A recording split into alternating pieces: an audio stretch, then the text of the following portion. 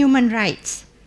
Why do truth tellers face consequences? Why is it when we stand up for our right, we have to face consequences? Today, we'll explore these questions and focus on finding solutions.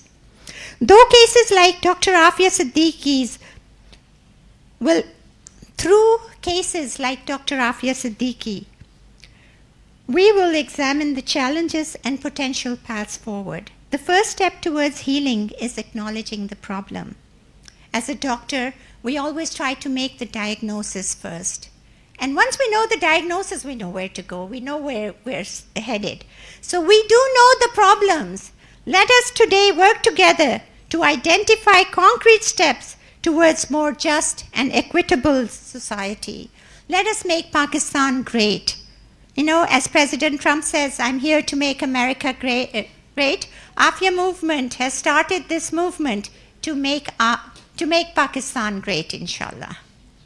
Thank you very much, and I welcome you all, and I'm really grateful for all of you to spare your time who have come here once again. Thank you very much. Thank you so much, Ms. Fouzia. And thank you, everyone, every one of our esteemed guests who have joined us today and been on time and here to participate and contribute to this movement. My name is Advocate Aafia Siddiqui. I will be guiding and moderating sort of the session today and directing the flow of information. However, while I specifically address different attendees and ask them particular questions, the floor is always open. And if you want to contribute and say something as a follow-up to what some other speaker is saying, please feel free to ask for a mic, and one of our volunteers will, inshallah, provide a mic to you. So let me introduce the man who will primarily be presiding today's discussion, which is Mr. Clive Smith. He's a British-American human rights activist and one of the most powerful and notable social cause lawyers in the world at the moment. He is founder of the organization called Reprieve, which is primarily designed to do similar work. And over the course of Mr. Smith's 40-year career, he has sued the United States president about 88 times, I'm told, and lost only once. I'm also told that. And he's won 5 out of 5 Supreme Court cases, and he has secured the release of 87 Guantanamo Bay prisoners, detainees, which is why he's extremely, extremely relevant and a well-equipped person to handle this matter for us. He's handled around 400 death penalty cases and played a key role in abolishing the juvenile death penalty in the United States. He has been awarded the Gandhi International Peace Award in 2005 and the Order of the British Empire Knighthood by the Queen herself for his fearless commitment to human rights and justice. His life's work is centered around justice and human rights and defending those who have no one to fight for them. I thank you, Mr. Clive, for being here with us, and I would like to hand over the ceremony for some time to you so that you apprise everybody of what has happened, why we're here, what is the root cause that led to everything that caused us to be here today. Thank you. Okay, how's this one? All right, well, look, thank you very much for all that nonsense. Don't listen to her. It's not work, anyhow. It's a great joy. And I just want to begin by saying, first, it's great to be among people who I've run across many times over the years. And I want to actually begin by just mentioning 3 times I have come, well, I've come to Pakistan dozens of times, but 3 times in particular. I came here first when I was representing the Guantanamo Bay prisoners, and, you know, that was against the most powerful person on earth, that was George Bush, and he lost. He's lost. We've got 98% of the prisoners out of Guantanamo Bay, and it's no thanks to me. I'm not taking credit for all of it, but it's because everyone worked together to bring that ridiculous system down. Second time I want to mention was actually the first time I came to the Margala, which was, I forget when exactly, it was about 2015, at the height of the American drone war, where we, the Americans, were killing endless people in Waziristan, huge numbers of people who were innocent, and we had a jirga here in the Margala, which was great, actually. I really loved it. And you know, 4 years later, the Americans had stopped droning people in Pakistan. And I think that shows the power of people working together towards a common cause. And I do want to just say I've also been part of various things with Amina over here. And it's a great privilege to be back on that, on missing persons, which we've got a lot more work to do on, of course. But we're going to talk a bit about that today. Now, I would second what you said, that interrupt at any moment, heckle, throw things, I don't care. But it's much more fun if we have a conversation. So if you have any questions or comments, please don't hesitate to act. And I want to begin by confessing that I am what is called an OPWM. Now, a lot of you won't know what that means because I made it up. But it means old privileged white male. And I know I was born into immense privilege, and indeed, if I didn't do what my mother told me to do, she'd strike me down from heaven where she is now. But we're all privileged. Everyone who in this room thinks she or he is not privileged? You're all privileged comparatively compared to other people around you. It is impossible to look around you in society and not see people who are far, far worse off than we are. And the job of everyone in this room, no one excluded, is the job that my mother tasked me with, which is to look around and protect the vilified minority, the small group of people that people love to hate. And let's face it, deranged Donald, our current president of the United States, is a past master of hating people. And our job is to bring power to the powerless. And there is no one in this room who doesn't have power that can be used in that.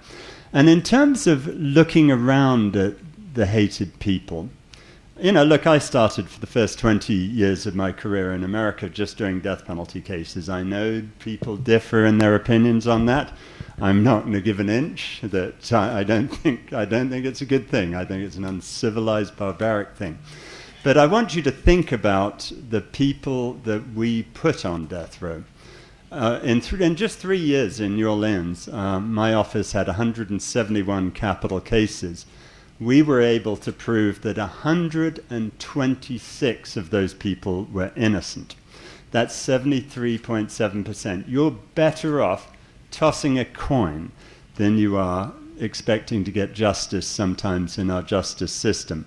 And these are all people who were so hated that the government thought we should take them out and just kill them. And I've had to watch 6 of my clients die in the gas chamber, the electric chair, the lethal injection chamber. And let me tell you, it'll never leave me. It's disgusting when we do that. And we're here to protect and defend people like that. Do you mind just moving that just away from... I'm sorry to do that to you, Mr. Cameraman, but you're just blocking the view a little bit. You know, this is an easy question. Which country in the world has the most people on death row? I have a vote for the US here. I'm afraid that's wrong, surprisingly. Do you know the country it is? No, it's not. It's Pakistan. Pakistan has more people on death row than any other country in the whole world. The government says there are 1,143. The Justice Project of Pakistan in Lahore says there are 3,646.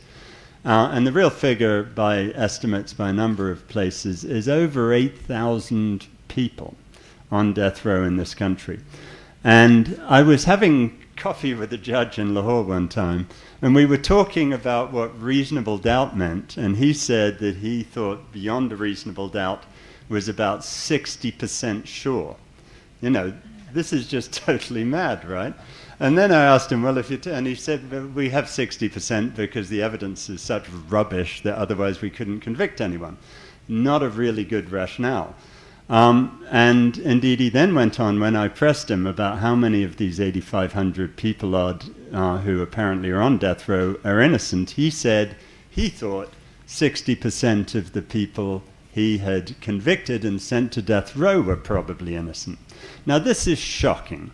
And I say that, and I put America first because we're just as bad. Let's face it, I'm not sitting here preaching to anyone that we're better. But I want you to think about this all the way through as we talk about human rights and as we talk about Aafia and so forth. And the next thing is when you look at Guantanamo Bay. When I brought the very first lawsuit against Guantanamo Bay on February the 19th, 2002. And it was fun, it was my idea of great fun, is suing George Bush for doing that. But I really thought that when I went down to Guantanamo, I would be having to make a lot of explanations. The President Bush said that these are all the worst of the worst people, they're all bad men. And I thought, he's going to make mistakes, but the bottom line is probably a lot of these guys were fighting America in Afghanistan. Whether they had a right to fight in Afghanistan's a different question. But since we began, there have been 780 detainees in Guantanamo who everyone vilified and said were evil, the worst of the worst terrorists in the world. We have so far cleared or removed from there 768 of those people. And to get them out of Guantanamo, we have to convince all 6 of the top American intelligence agencies, the CIA, the FBI, all these other people, that these people are no threat to anyone. And so in all of those 768 cases, the US powers that be have admitted they were wrong. It's not me saying it, it's them saying it. And that's a 98.46% error rate. They got it wrong 98.5% of the time. I was flying to Guantanamo one time on British Airways, and I asked the stewardess on the plane, would you take an aircraft that arrived at the wrong airport 98.5% of the time, or perhaps crashed 98% of the time? And she said, no, it's horrific. This is the problem we deal with when we forget about due process and human rights. We forget how incredibly bad the government is at getting the people that they say are so bad. And it took me a long time to figure this out. And I'm going to have a little quiz with you people. I want to ask you, put your hand up, and I'm going to look at you, and I bet a lot of you are going to lie. I'm offering you $250,000 to look at the person on your right and say that guy or that woman was in Tora Bora in October 2001. Who's going to take $250,000 from me for doing that? And if you don't put your hand up, I'm looking at you, you're lying, aren't you? I know you would, wouldn't you? Because you're sitting next to me. You'd take the $250,000. This is why one of the reasons why so many people ended up there, that we, the Americans, were dropping these leaflets around Afghanistan and Pakistan offering money for people to turn people in who they didn't know, who were just, to them, they were just foreigners with beards or whatever. And again, this is one of the reasons we make these mistakes so often. And all of this is a precursor to talking about this woman here, who's the main event of all of this. Because so many people, you've got this little thing in front of you, some of you, which is the horrifying case of Dr. Aafia Siddiqui, myths versus facts. So much of what they say about Aafia is total nonsense. And I took the case on just 2.5 years ago because, let's face it, if you're ever in trouble, you want to have this woman over here as your sister. And she had been, we'll give her a round of applause. And she had been trying to bully me to do this for a while, and I'd just got 3 of my Guantanamo guys out in Pakistan. So I thought, what the heck, I've got extra time. Another of those ridiculous concepts. So I was in Texas, and I went to see Aafia, and if you meet this poor woman, you cannot help but want to help her. I have done over 150 of these secret prisons cases, and I got to tell you, I thought they couldn't shock me anymore. I was wrong. I've had people I've represented, including this British guy, Binyam Mohammed, where the Americans took him to Morocco and took a razor blade to his genitals every 2 weeks for 1.5 years. I thought they couldn't beat that, and I was wrong in this case. So what I want to do is I'm going to go through this, and I know a lot of you know a lot of these facts, but I've just come back from Afghanistan, where I've been for the 5th time. I love that country, but it's the only country in the world where I represented half of the government when they were in Guantanamo Bay. And I got to say, I get treated very well in Afghanistan. And they've been incredibly helpful in reaching the truth about what happens to Aafia. And when you think about getting to the truth, there are all sorts of people who need to help us. And, there's Aafia herself, there's obviously Fouzia, who does so much, there's you, the Pakistan people, the Pakistan government, which frankly is being totally useless at the moment, the US, the world. But then the really most important people that we're talking to today is you.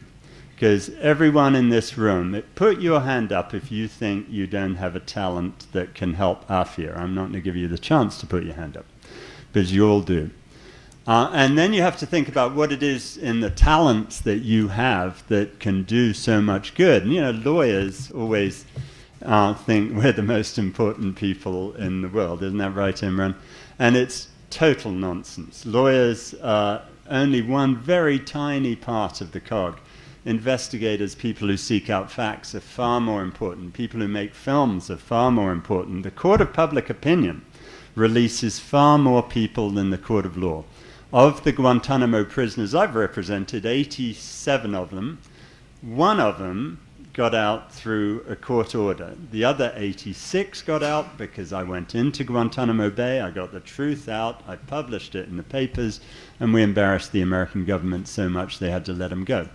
The court of public opinion is vastly more important, which is why we're making an Al Jazeera film about Aafia right now. And by the way, your government wouldn't give them a visa to come to this country, which I think is fairly shameful. And then the other thing, the other power is the pen.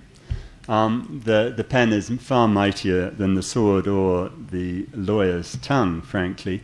And there's no one here who can't write stories or write whatever you want to write about Aafia to help her. So let's just go through her case. As you know, she was going to Islamabad from Karachi. She had 3 kids. This is what really sets it about.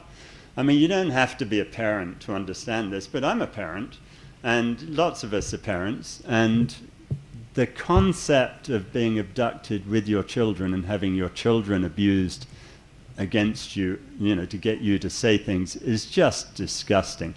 One thing I want you to just remember about this trip to the airport that Aafia was taking, she was going to do some education work here in Islamabad, and she was having an argument with Ahmad, her son, who was 6, because they were flying, and he wanted to go by train because Thomas the Tank Engine was his favorite book.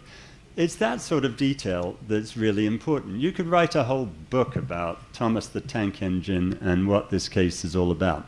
Now, what we got to do when we're using power to help the powerless is we got to figure out how to screw over the powerful people who think that they should carry on holding it. And it's really easy. I love this. This is my sport, is figuring out how to really mess with the American government and make them behave themselves. It's really fun.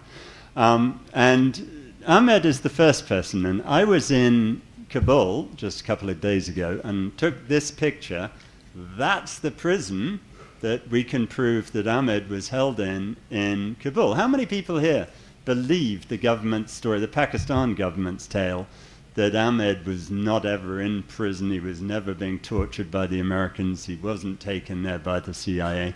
How many people believe that? It's total nonsense, right? And we're going to go through all of them, but that's the prison that the US helped build that he was held in, and a part of it is where I believe, I can't prove this yet, but I'm going to, that Aafia was raped twice. And I want you to let that sink in for a minute, that she was in a room with 2 Afghan women. These Afghan soldiers were raping them, and at one point they tied their wrists together, the 3 of these women, and when this guy came in to do it again, they took him down and beat him up, and no one in this room can feel that that wasn't a good thing to do, right? But probably in that very building is where that happened, and I want you to just take that home with you today. The second person is Mariam, of course. You've got to remember that Mariam and Ahmed were both US citizens. They both have what I got here, which is an American passport. And it's the American government, the CIA, that are taking these 2 little children to a war zone 1,000 kilometers from Karachi. And this is what we're going to do to them about Mariam, because it's great, right? Just yesterday, a couple of my friends talked to this chap here. Who's that guy? Yeah, Hamid Karzai. He's the witness to what happened to Mariam. And if you don't believe me, you can talk to him. And he's going to be our witness. Because when Fouzia met him here in Islamabad in 2010 and told him the story, he went back to Kabul and said to the Americans, you've got to give this little girl Mariam back. And the Americans did. And he said that the Americans brought Mariam to the secret police headquarters, which was right next to the Kabul airport, turned her over to him, and when he asked them where's she been, they refused to say. Now, if that's not good enough for you to believe that she was being held by the Americans all those 7 years, I don't know what is. But here's something else. We've always known that she was held by a white Christian American family. Put your hand up if you agree with the Americans that it's far better to be a white Christian American than a Pakistani Muslim of color. And put your hand up if you believe what the Americans believe, which is you can't go to heaven unless you're a white Christian American. It's just madness, right? But these two people, Josh and Natasha, had Mariam for 7 years almost. That guy on the right there, I think, is Josh. He was killed in 2008 in Afghanistan. And we got a line on who it really was who held him all this time. And that's what investigation is all about. And that's what political embarrassment is about for the Americans when we proved that. Now, the third one is Suleiman. Now, here's a question for you. If you're a parent or you've got someone in your family who's disappeared for 21 years, would you rather have closure by knowing that little child's dead, or would you rather cling to help thinking that maybe that child's alive? Who would want closure rather than after 21 years? Who would want, you can't not answer. I'm watching you, so you've got to answer one way or the other. Would you want closure or hope? Who's voting for closure? Let's also ask in Urdu. कितने लोग ये चाहेंगे कि baby Suleman जो है, यानी कि कोई भी माँ, उसका अगर बच्चा खो जाए, तो वो क्या चाहेगी कि उसको पता लग जाए कि वो जिंदा है या मरा हुआ है, या कुछ नहीं पता चले? कितने लोग चाहेंगे कि उन्हें पता लग जाए कि वो जिंदा है या मरे हुए? हाथ उठाएं सब लोग. Okay, which is this one? This is closure. This is closure. And who wants to cling to hope that that child is still alive? Who's voting for hope? Yeah. I'd want hope, frankly. But this is the thing. When first they told me about Suleiman, I didn't believe he was still alive. I thought that's just hope against hope is silly. But then you learn what happened to Mariam, and you learn that the United States abducted 1,250 little children from Afghanistan just in the last year that we were in Afghanistan. And as I'm doing a project, I'm coming back to Afghanistan in September to try and help reunite these children with their families, because that's all awful. So you begin to think, wow, if they did that with all these people, maybe they did that with Suleiman. So one of the projects we're doing in this documentary is we're going to have a program called Searching for Suleiman, because that's a picture of what he'd look like now.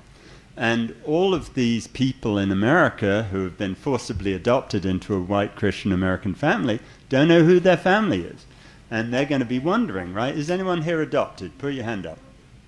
I'm not adopted, but if you are, probably you have some interest in who your biological family is. And we're going to put this all over America with the pictures of what Suleiman would look at every age. And it'll be a program called Searching for Suleiman. And it's going to go viral, because this is empathy. And when you're representing people, you mustn't deal with sympathy. You've got to deal with empathy, because that's what gets people to care. So that's what we'll do to embarrass the heck out of America on Suleiman. And then there's Aafia. I was at Bagram just about 4 or 5 days ago. And that's a picture of Bagram on your right. And she was taken there. And, your government lied about it for years, I'm sorry to say. And has lied, saying that she was never abducted and taken there. She was. I've got scores of witnesses on it now. There are 3 places she was held. I've found 2 of them, and I'm about to find the 3rd. One is the actual main floor in what's called the ISO unit, the place they they took people who they really didn't like in the main Bagram. She was in there. I filmed it. I think I got a picture of it here somewhere. No, it's later on. And I've been there with people who saw Aafia and knew it was her. And indeed, an American soldier told one of them.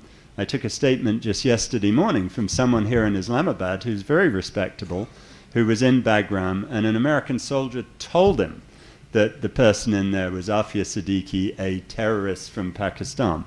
Then there's an underground prison in Bagram where she was held for a while. And then there was another one. This was the guy who first got us onto this. It's Salim Kuche. Kuche means nomad, and Salim, I love him dearly. He really, really doesn't like obeying rules. So he spent a lot of time in the ISO unit, the isolation unit, and he was the first one who identified her. This is a picture of a guy called Tapu, in where the isolation unit was, where he saw her and talked to her. And, you know, that's not what it looked like. They were little coffins that were they were 2 meters long and 1 meter wide, that people were held in for weeks and sometimes months at a time. And they were through this room. That precise room is where it happened, in Bagram Air Force Base. And we filmed all of that with Tapu and others. And, you know, this was the problem. She was in Bagram. We know that now. It's undeniable. She was also in another prison. And what happened is what happened to so many people I've represented over the years. You know, we as the Americans detained these folk. We kidnapped them. We tortured them. We thought they were going to give us valuable intelligence. We finally worked out after 4 or 5 years with so many people that they weren't anybody, and that they really didn't know anything, and torturing them achieved absolutely nothing. And then, as the United States, we were faced with the dilemma. What do we do with these people? Now, the dilemma with Aafia was much greater, ironically, because of you people. Because you had made her well-known. She was well-known in Pakistan. If you remember July 2008, it was coming to the end of Musharraf's regime, and he was, you know, teetering about to lose power. But obviously he was still in power, and people in power don't like to give it up, and he didn't want to give it up. But if Aafia had been returned to Pakistan then, that would have been the end of Musharraf, right? And I'm not saying he was the one who did it, because very often it's just these people's henchmen. But they had to come up with what we in America euphemistically call a disposal plan. And I'm pretty convinced I know who organized this disposal plan, and I've got one of your ISI agents has given me an affidavit about it. I'm not going to tell you who it is, obviously, it'll get him in trouble. But just if you think for a minute that all of this stuff's nonsense, I've got one of the ISI agents telling me what happened, and it's under oath, and it's going to be in an American court very soon. And they had to get rid of Aafia somehow, and what they wanted to do is what they did to a number of the people I've tried to help, which was they wanted to kill her. It's just that simple. But they wanted to kill her in a way that would have made her look like a really evil terrorist. And this is what they did. I'm going to tell you exactly what they did. They said to her she could have her son. Now, Ahmad, for the previous 5 years, had been in a prison told that his name was Ihsan Ali, and if he ever said he was Ahmed, son of Aafia, they'd kill him. And so even when they gave Ihsan Ali, a.k.a. Ahmed, to Aafia, he wouldn't tell his mum that she was his mum. And she was in a full chador they'd dressed her up in, and she didn't know whether he was her boy. He really didn't. What they put Ahmed in, though, was in the middle of July in Afghanistan, when it was very hot, they put him in a coat, a winter coat, with 4 big pockets. And in those big pockets were big pieces of fruit. Now, why did they do that? Anyone like to tell me? Come on, this is easy. This is just a little game. Why did they do that to Ahmed? They wanted him to look like a suicide bomber. That's exactly right. They wanted him to look like a suicide bomber. 2 days before July the 17th, someone had made a call to Ghazni saying there's going to be a female suicide bomber come to Ghazni and blow herself up, outside the mosque. outside the Jihad Mosque, which I've been to several times. And so they called ahead to say they were coming. Now, of course, if you're a suicide bomber, you don't just take a coat with fruit in it, right? You take a suicide jacket. And so, you know, that's one thing you know. She went to the wrong mosque. She went to this mosque here, the Khalid bin Walid Mosque, which I've been to many times now. And she sat outside that mosque for 7 hours. She got there at about 2 o'clock on the 17th of July 2008. And she sat outside this mosque for 7 hours waiting because she had been told that they were going to deliver her daughter, Mariam, to her there, and then she could happily go back to Pakistan. That was a lie. That was never going to happen. They were meant to have killed her by now, but they're so inept that everyone went to the wrong mosque. So then what happens next? This guy, let's have a vote here. Who thinks that guy's Afghan? Who thinks that guy's Pakistani? Put your hand up. Come on, you got to have an opinion. Who thinks Afghan? Put your hand up. Pakistani? Put your hand up.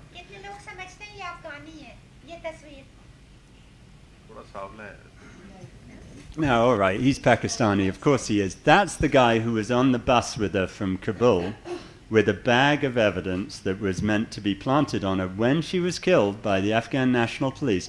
You know, I don't know why people write novels that are fiction. It requires an imagination. You don't need to do that. You just need to come up with what the Americans and the Pakistani Secret Service do. These people are crazy. And I've written several books, and I just rely on the mad things they do because I don't have to have an imagination anymore. I just have to tell you what happened. What was going to happen was she was going to be sitting outside the mosque when the ANP showed up. Their standard operating procedure was to ring them at 100 feet. Then they start yelling at them and they would shoot her because they don't negotiate with suicide bombers. Then they were going to discover the stuff that he was going to plant on her, which was a number of things that later were used at trial, which we'll talk about in a minute. The reason that didn't happen was because of this guy here. He's one of my all-time heroes, Mohammed Ajmal Mohammadi. He was a tailor in Ghazni, and he was sitting in his tailor shop right across the street from the mosque, and he was doing his work for hours. And various people approached Aafia, but she only spoke Urdu and English, and they all spoke Farsi, and they couldn't communicate. Now, finally, it was getting dark. It was getting after 7 p.m., and it was getting dark, and Mohammadi went out there because he'd seen all these people trying to talk to her. And he went out to her, and he did his tailoring in Pakistan. So he speaks Urdu. And he was able to communicate with her. And he told her, you know, it's really getting dark. This is a war zone. You shouldn't hang around here. You can go stay with my mother. Bring your son along with you. And they were having this discussion. Aafia said to him, no, they're going to bring my daughter to me here. And so they were having this conversation when these guys showed up. 42 Afghan paramilitary police with their AK-47s, and they ringed her, and they were screaming at her, and she couldn't understand because they were all shouting in Farsi, and they were going to shoot her. And the only reason she's alive today is because of that man, Mohammadi. Because he's a great, I love that guy, and he's going to be the hero of this film that we're making, because he stood in front of her and he said, you can't shoot this woman, she's not a suicide bomber.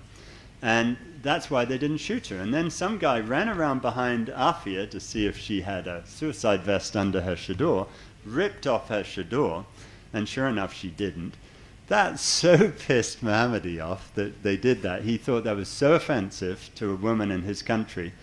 And I love this more than anything, actually. On the spot, he quit being a tailor and he went and joined the Mujahideen. That's what happens when we behave that badly. We inspire people to be our enemies. Now, you know, he's a senior member of the Taliban now. He's a delightful guy. And he's been incredibly helpful to me. I just got a message. Who was it who was helping me because he was in Pashto and was helping me translate the message he just sent me? Over there. Thank you very much. I just wish I wasn't so ignorant. I do speak some other languages. I just don't speak any that are useful here. All right, so then she's taken to the Afghan National Police headquarters. That's the room where she was shot.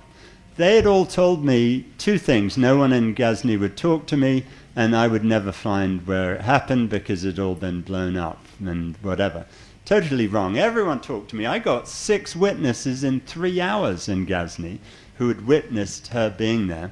And then this time, when I was in Ghazni just a few days ago, this nice young chap, who, by the way, was a police officer in Ghazni and had just named his daughter Aafia after Aafia, he took me to that room, and I said, yeah, that's the room, that's the room, that's the door over on the left there where there was a little side room.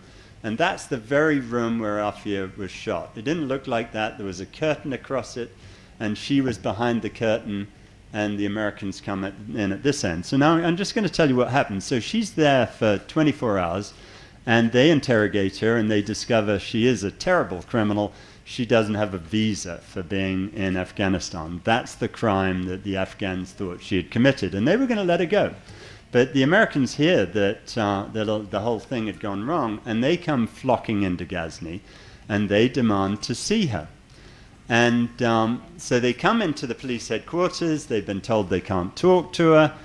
We do what we do best as Americans. What's that? What do you think the Americans did? Sorry? No, we bribed them, obviously. I mean, that's obviously what we do. Yeah, we bribed them. That's what we did. So we bribed the police chief, and the police chief let us go up to that room, the American soldiers.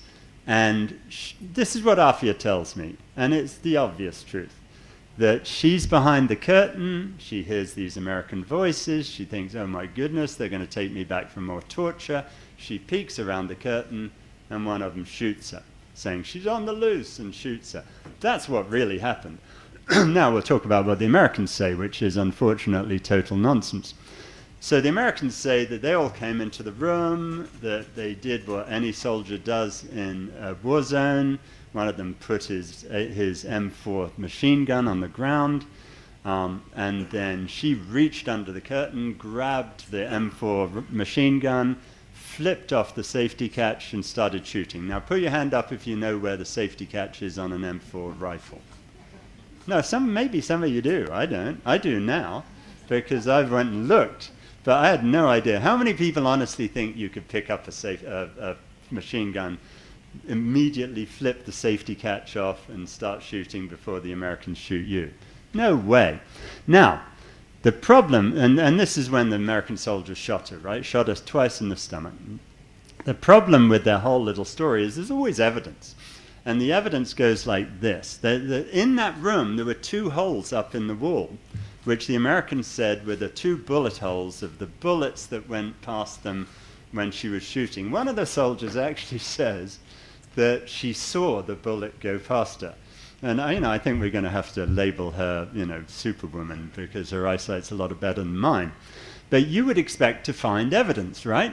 Now, they found 2 cartridges of a 9mm pistol, so we know that it's true that they shot her with a pistol. They didn't find, let's see what they did find. They found no M4 bullets. They had the bullet holes that they said were there. But we got a video from earlier that day, and those 2 holes were already there, because they were not holes from bullets. They were holes from hanging pictures. And, you'd find, if there were bullets in there, you'd find the bullets. They didn't find them. They didn't find any bullet parts. You'd always find little fragments of bullet parts. They found none of that. No shell casings, no gunshot residue, no fingerprints, no nothing. So who's going to vote that the Americans are telling the truth here? Not a lot of you. I thought not. So look, this is what goes on then. And first you've got to think the big picture here, right? I was talking to this guy just yesterday who was in Bagram, and he was telling me about all the people he knew in Bagram who had actually killed American soldiers and were quite proud of it and admitted it, right? And how many of them got prosecuted for any criminal offense? The answer is 0. There's not a single person who was put on trial for actually killing an American soldier. Now, honestly, I don't like guns. I don't like warfare. I think it's all a very bad idea. But if I invade your country, as the British did 3 times, the Russians, to the Afghans, the Russians once and the Americans once, you have a right to fight back, presumably. But we didn't prosecute any people for actually killing someone. We prosecute Aafia Siddiqui for what we say is attempted murder when she's the only person who gets shot, and we give her 86 years. I mean, on a very fundamental level, that's absurd. Now, they took her to New York City to try her. Why did they take her to New York City, someone? Why? This crime, if it was a crime, happened in Ghazni, Afghanistan. Why did they take her to New York? No, it's because that's where 9/11 happened. They took her to New York and they tried her in the Southern District of New York, which is 9/10 of a mile from ground zero. That's why they took her to New York. And she had no witnesses. Her lawyers were paid by your government $2 million. One of them said that that's how he bought his Lamborghini. Now, the problem with that was they had an obvious conflict of interest. To give them their due, they couldn't really investigate. There was a war going on. They weren't able to get any witnesses from Afghanistan. But they also didn't put any evidence on about how Aafia had been abducted and with her children. And you got to think that part of that conflict has to do with the fact who was paying them, right? I'm not sure that your government would really be happy to pay them $2 million if they said, well, actually, the really bad people here were the Pakistanis. So anyway, she had no defense, and they had 6 American soldiers, and they had an Afghan interpreter who was given a green card and a large amount of money for testifying. Okay, put your hand up if you testify against me, if they promised to give you a green card and lots of cash. Come on, put your hand up. You'd love, yeah, you would, wouldn't you? No, I'm not going to go anywhere near her. Anyway, but you're honest. That's good. This is how they convict her, right, in front of a jury that's just near 9/11, and by getting all their witnesses there.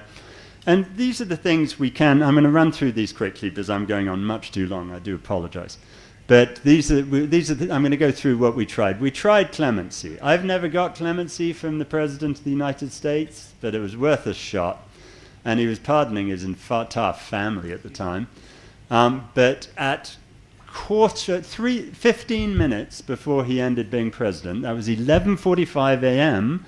on January the 20th of this year, he sent me a letter to the wrong address saying he wasn't going to give clemency to Aafia Siddiqui. I mean, that was disgusting, right? After all the other things he'd done. But we got lots of other things we can do. So these are some ones, and I want you to start asking some serious questions of your government as to precisely who it is in Pakistan who thinks it's more important that you should keep Shakil Afridi in prison in this country than it is that you should get Aafia free. I want Shakil Afridi here. You want him here? Yes. If I give you... He's a major criminal. If I give you a choice, though, that you can keep him here and... Shakil Afridi has to be here. And what are you going to do about Aafia? No deal. Aafia Afridi has own merit. Well, I don't know. Aafia Afridi has her own merit to be released, but not a deal with Shakil Afridi. Well, okay. It is a terrorism created by Shakil Afridi, and he cannot be released. Even 1,000 people are to be released in America. Well, there's an interesting issue. I respectfully disagree with you, but there you go. That's the question. We got one answer there, and I appreciate you standing up for it because that's good, right? It's much more fun if you have people who say their opinions. That's one thing. Regardless of what our gentleman over here thinks, we may well work this out, but actually I've got a better deal for him because the Afghans are willing to do an exchange themselves of one of the prisoners they've got for Aafia Siddiqui, not for Aafia to come to Afghanistan, but for her to go to a hospital where she deserves, where she needs to be in another country. The second thing we can do is a motion for compassionate Who release. do the Afghans have? They've got quite a few people, and they've been swapping them left, right, and centre. Who are they willing to offer for Aafia? Well, they've got some Americans. You see, prisoner swaps have been going on since, we're the Islamic Republic of Pakistan, and our Prophet did prisoner swaps. Yes. So, No, the gentleman here is framing it as a matter of national security. yeah. No, and I... It has their own merits. Like, would you argue that it's a fair exchange to give a doctor? It's not Well- about fair exchange, it's about prisoner to prisoner. It's The- doctor for doctor. I tell you what, It's my... very fair. Who would expose the Pakistani state in a more embarrassing light? Dr. Afridi when he goes to America or Dr. Aafia Siddiqui when she comes Well, I mean, look, it's interesting, isn't it? And what the Americans think, and you may disagree with me on this, is what Afridi did was help the Americans to get bin Laden, right? Right. Now, again, I'm not in favor of assassinating people. I'm not in favor... Allegedly. But I think it's a little more than allegedly. And, you know, what the Americans did was they came into Abbottabad. Now, I find it very, very, very hard to believe that bin Laden was in Abbottabad for all those years and no one knew about it. I think that's deeply incredible.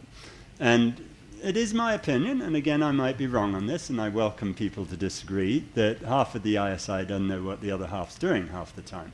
And we know, and the Americans do this too, we funded bin Laden. We're currently funding ISIS in Afghanistan because we want to destabilize Afghanistan. This is mad, what the Americans are doing, but I think everyone's been guilty of that. So what the Americans want is they want to bring him there because he helped them kill the biggest criminal in the history of the world, according to the Americans. You can understand the American perspective. I understand this gentleman's perspective. We'll see. I'm going to work it out one way or the other. I don't care what people think in the end. I'm going to get her out, regardless. But it may well be that I don't get what I'm asking from you, sir, and that's all right. We'll get it one way or the other. So the next thing is a motion for compassionate release. The great thing about that is we go to a judge who's an elderly 80-year-old liberal Jewish guy in New York.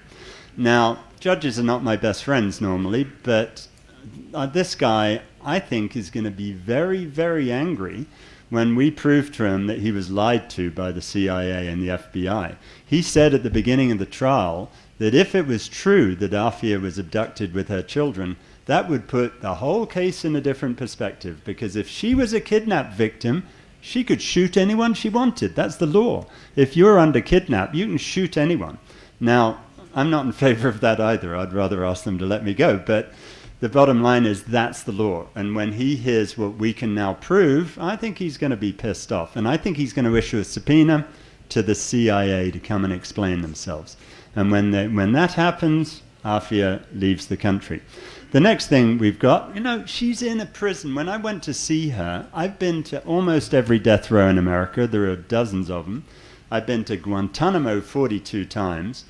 The prison she's in is worse than any other prison I've ever been to.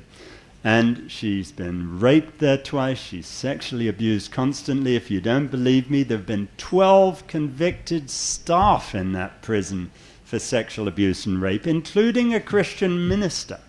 And it's got the highest rate of complaints about sexual abuse in the whole United States. So, we got to get her out of there. We've already sued the prison. That's pending. And, it's interesting the way we as Americans categorize things. Well, this is just a silly question for you. Who thinks we're most likely to win on the fact that you can't go raping prisoners? Who thinks denial of medical care, but she's never been allowed a doctor, is the one you'd win on? Denial of the media in there, or denial of access to an imam? Who thinks that the most serious issue is that we're raping her in a prison in America? Put your hand up if that's the most serious. It's not the one we're going to win on. We're going to win on the imam one because, in America we're totally deranged that we can execute someone, we can do all these terrible things to them, but you can't execute them without their Christian minister holding their hand. It's really fascinating how we have things slightly muddled up in the US. But we will prevail on a number of those things. Now, then the court of public opinion is by far the most important. These are two Al Jazeera people in that very room where Aafia was shot in interviewing the head of the anti-terror squad in Afghanistan last week. And we're going to spread around all of this stuff.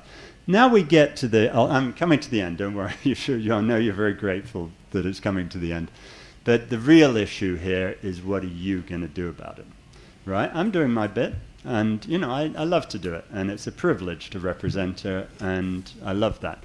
Fouzia's doing her bit. There are lots of other people who are doing their part. The question is what each of you are going to do. We got to get Imam Omar Suleiman in to see her. Anyone who has friends who are imams, you need to help us. You need to get involved, and you need to start sending what's called an amicus brief. You need to intervene in the case saying you're outraged that America won't let her have her own imam. A doctor. Any of you doctors here? Put your hand up if you're a doctor.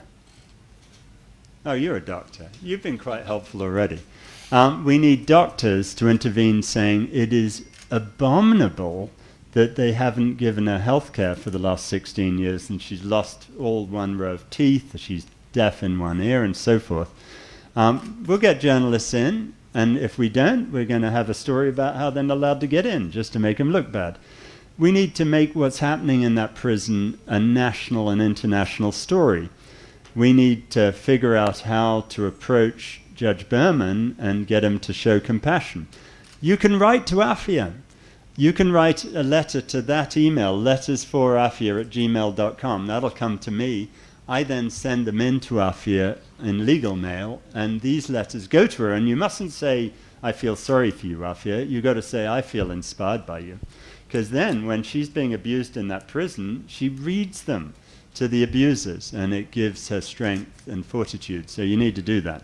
And then you can give some funds to the whole thing. This is actually the wrong one. I should put theirs up, but it's the only one I had. I mean, this is quite expensive stuff, so you need to help the Aafia movement to get it done. And that's it, really, from me. That's more than enough. I know I've gone on for far too long, but there we go.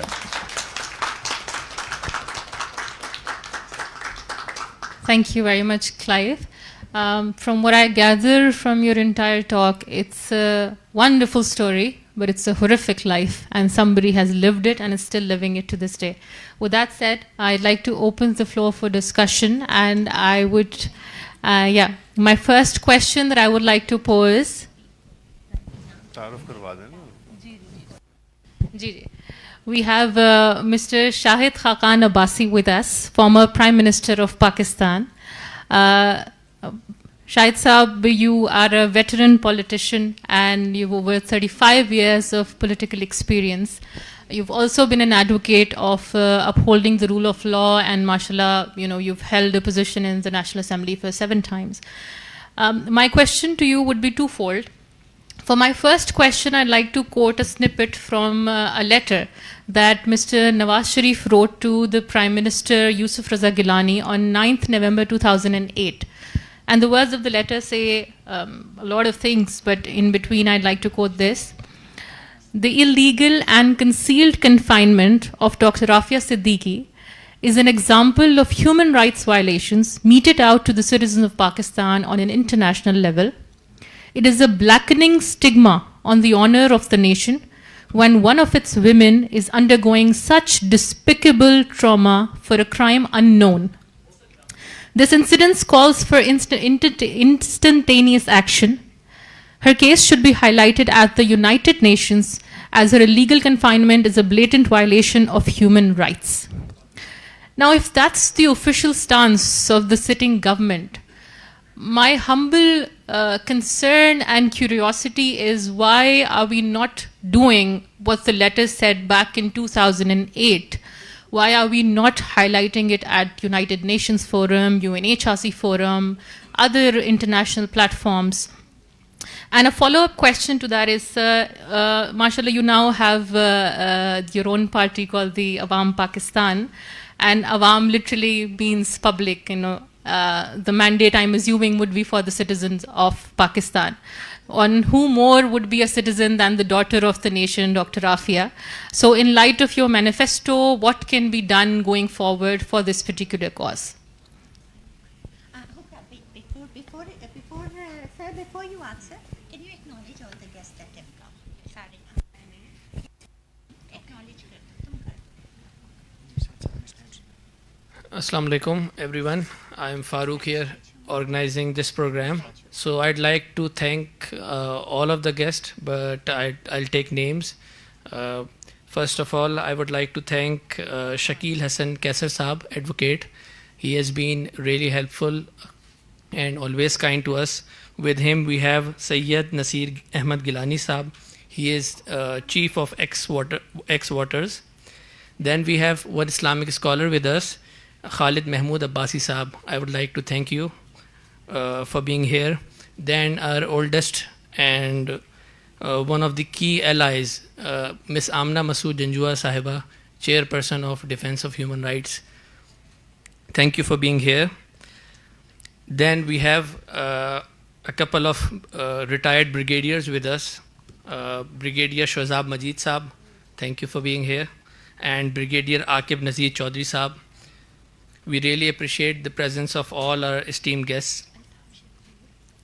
And with our, you can say, partner or host organizations, Altaf Shakur Saab, who is the chairman of Pasban Democratic Party and one of the leading ambassadors of Aafia cause, Senator Mushtaq Ahmad Khan Saab. I appreciate all of you being here. Yeah, I've mentioned. Okay, then I would like to also thank Muaz Shah Saab, advocate. He helped me in organizing this program and inviting many guests. Sardar Mazhar Saab from Muslim Talba Mahaz and former head of Muslim Students Organization. Bilal Rabbani, current president of Muslim Talba Mahaz. I hope I'm not missing anyone. Is there someone we've missed? Head of Taqwiyat Foundation. Okay, head of Taqwiyat Foundation, Suhaib, Advocate Suhaib. Thank you. Anyone else? I hope. Okay, you take it. Yes. But we really thank you so much. Dr. Khalid Sulheri from our esteemed guest list. Shakiani. Ms. Afsha Kiani from Human Rights Council. Thank you everyone for being here. I will individually go to you guys also, so even if we miss someone right now, please don't mind. We'll inshallah get back to you. Back to the question we posed to Mr. Shahid Khaqan Abbasi sir.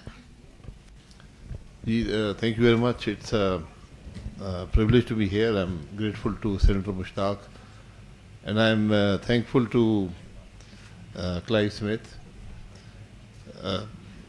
for being here and piecing this story together. And I think that's very critical. I'm not a lawyer, but I've been through a lot of court cases and things like that, so I realize that there's a vast difference between what is a fact and what is a legally admissible fact. The one thing, I think Clive has done a great job in initiating a new way of looking at this case and hopefully, inshallah, resolving it. One thing that always agitated me is why Dr. Aafia Siddiqui? The whole thing doesn't make any rational sense. Why would a country like the US, which was at war, we admit that, but why Dr. Aafia Siddiqui? And I think that's a question that will come up when you pursue this case further. The other thing, which is a question, I was responsible for pursuing her case for 10 months when I held the position of that responsibility. And there's a question that we kind of never answered, which was not answered, is she was, in my knowledge, never classified as an enemy combatant. So why not? When they had so many people classified as enemy combatants, why not Dr. Aafia Siddiqui? And her whole case, which Clive has put before you, really makes no sense. There's nothing in that whole story that one could accept as fact.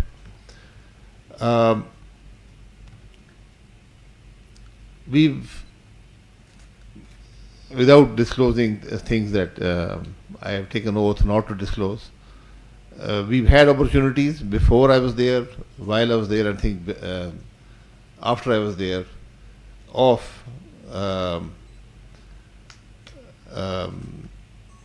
a compromise solution.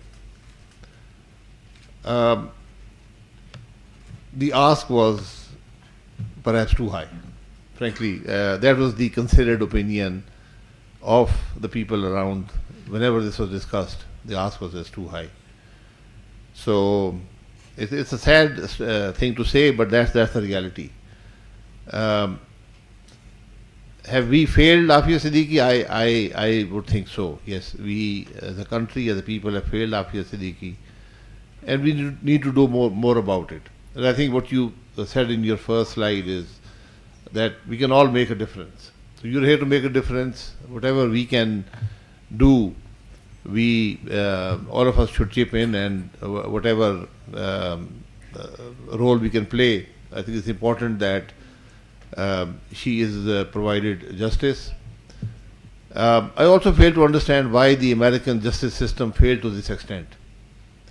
The US prides itself on a justice system that perhaps delivers us a sense of a level of justice based upon the basic principle of your guilty, you're innocent until proven guilty.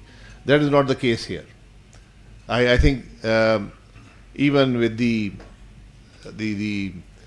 deficiencies in the system we have here, with all the decisions that we take here in the courts, this perhaps will stand out even as a large failure, even by our low standards. So I think she's a Pakistani national for many years. I'm glad somebody's put this out here. For many years, the public opinion was, to a large extent, that she was also a US citizen, which is not true. Yes, yeah, you know, within the public, yeah. Public said Qawm ki beti, which means Pakistan ki beti. It was the government that kept coming up with this excuse. You know, I always knew that she was a Pakistani national, but we were led to believe, many people, that she's also a US national. She was a dual national. But that doesn't change the facts of the case, in my opinion. She was not convicted in the US of a crime in the US. So the whole story just doesn't add up. So I think, is it a legal case? The legality is always open to review. Was due process followed? It's very clear it wasn't. And is there a political solution? It's been on the table from day one. It probably is there today. I'm not sure about this government, but I think the Pakistan governments perhaps need to follow it up more diligently and perhaps reach a consensus amongst its own workings, whether it can accept the compromise solutions that are offered.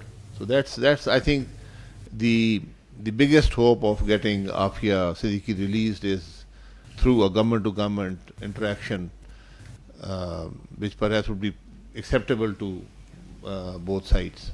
So I have a follow-up question with regards to the compromise solution you mentioned. In terms of the negotiating power, I think the Pakistani side's power would decrease with time. It's not going to age better. You know, we're not ever going to get a better version of this deal. Am I incorrect or speaking out of turn in this sense? Like, what have subsequent Pakistani governments or previous governments been waiting for?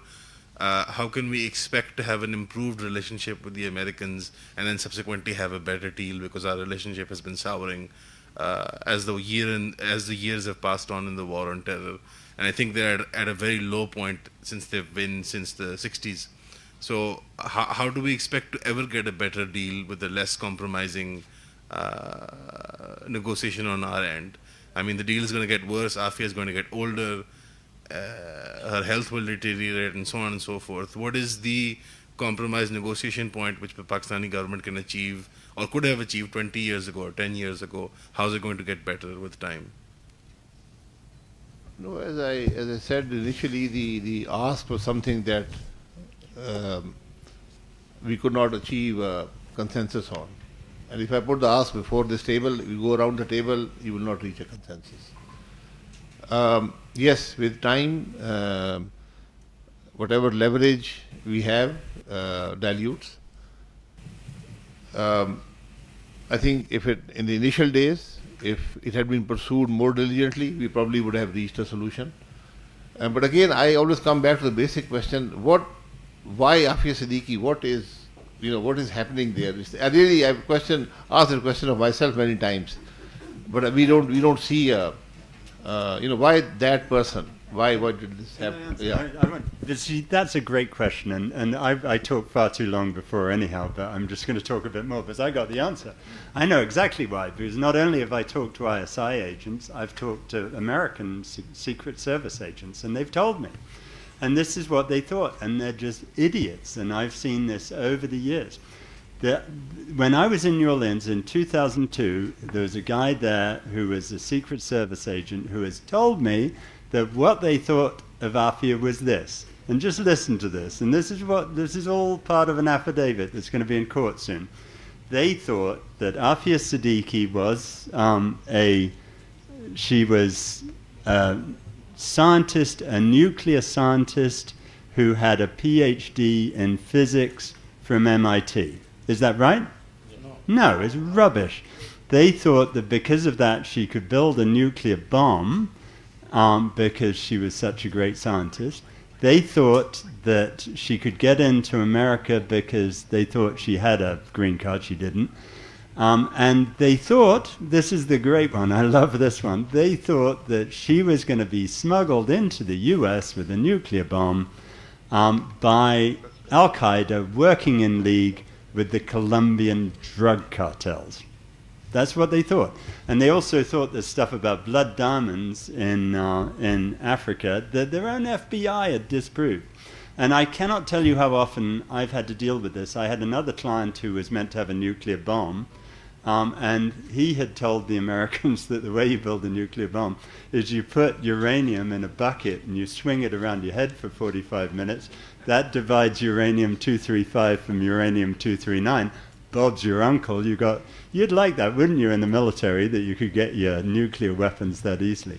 That's what they thought. This is just idiocy. And when I began this stuff 20 years ago, I didn't think they were that stupid. But I'm afraid they are.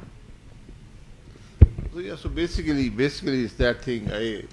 I think you need to continue both the legal sides and the political sides.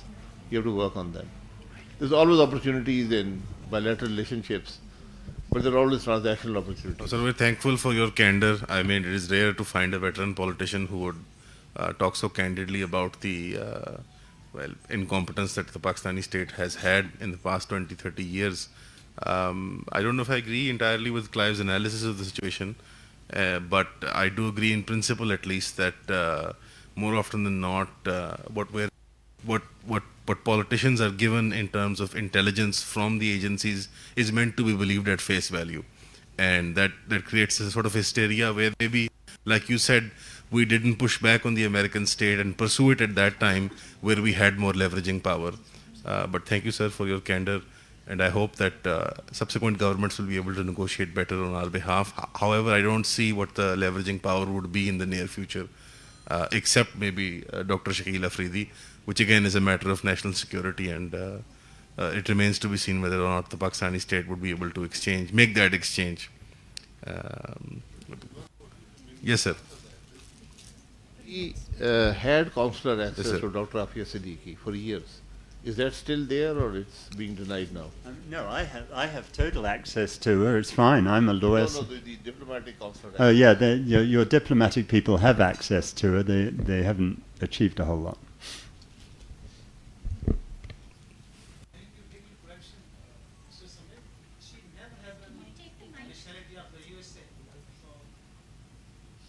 No, I'm saying most people believed it, that she was a US national.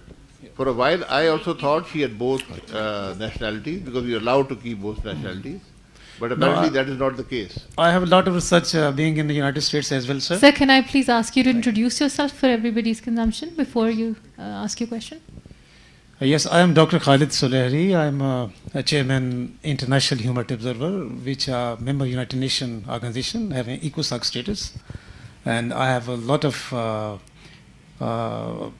research, even living in the United States and other parts of the USA on this case particularly. And Mr. Smith, of course, you are sharing a great historical background, each and everything. You know, you're one of the biggest witnesses of this case, and we really appreciate.